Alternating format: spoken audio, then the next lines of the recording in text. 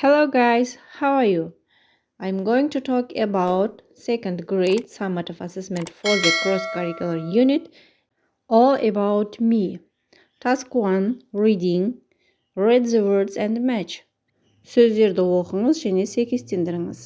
Бірінші суретте sit down, екінші суретте rectangle, төртбұрыш, үшінші суретте t-shirt, футболка, төртінші суретте run, жүгіру, бесінші суретте dress, көйлек. Next task for writing. Task 2. Write can or can't.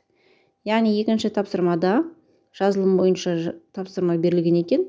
Бұл жерде can немесе can't. Яғни can дегеніміз бір нәрсені істей алу. Немесе can't бір нәрсені істей алмау деген мағынаны білдіреді. Енді мына суретке қараймыз. Суретте мысалға шомыла алмай жатыр, я ұша алмай жатыр. Осыны біз суреттің реті бойынша can немесе can'тті қойып, сөйлемді толықтырып шығамыз. Бірінші суретте I can jump, мен секіре аламын. Екінші суретте I can't swim, мен жүзе алмаймын. Үшінші суретте I can't fly, мен ұша алмаймын. Төртінші суретте I can dance, мен билей аламын. Достар, сабақ пайдалы болса, арнама тіркеліп, лайк басып қойсаңыздар, мен өте қуанышты боламын. Келесі сабақта кездескенше, goodbye.